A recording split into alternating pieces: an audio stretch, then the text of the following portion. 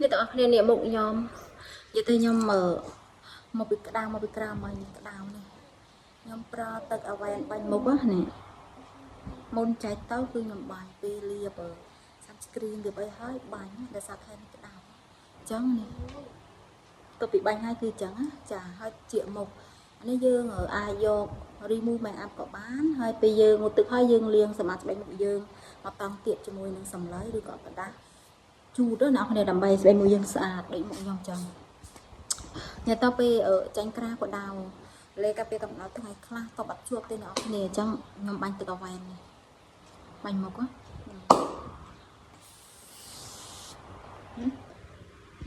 ញុំបាញ់ជាមុខចាឲ្យមុខយើងរលោងនៅខាងក្រៅ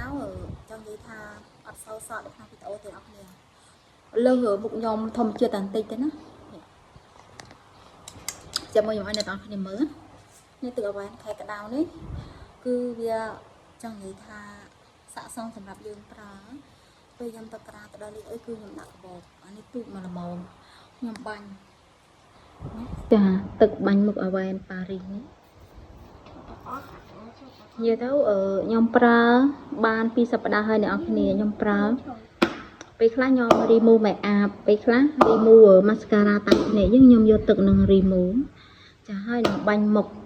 មុនពេលខ្ញុំលាប skin care មុនពេលលាប sunscreen ឬ serum អីខ្ញុំបាញ់មុខម្សៅទៀតចាយើងលាងសម្អាតស្បែកមុខជាមួយនឹងហ្វូមរួចហើយ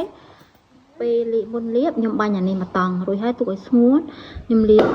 ចា sunscreen ឬក៏ serum ឲ្យយើងលាបលេកាពីកំណៅថ្ងៃហ្នឹងអ្នកគ្នាលាបធម្មតាហើយពេលយប់មុនពេលងូតទឹករួចមុនពេលលាបលេពេលយប់ខ្ញុំអានេះខ្ញុំបាញ់ទឹកនេះមកតង់ទៀតរួចហើយយើងលាបលេយប់ហើយពេលចេញទៅក្រៅលាបលេកាពីកំណៅថ្ងៃបាន15ទៅ20នាទីខ្ញុំបាញ់ទឹកនេះ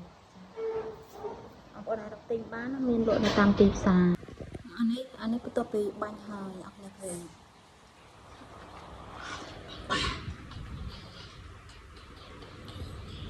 នឹងគឺខ្ញុំបាញ់ទឹកអាវ៉ែនហើយនេះបន្ទាប់ពីបាញ់ហើយបានផែជាដល់5នាទីទេចា2នាទីបាញ់ហើយគឺស្បែកមុខខ្ញុំអញ្ចឹង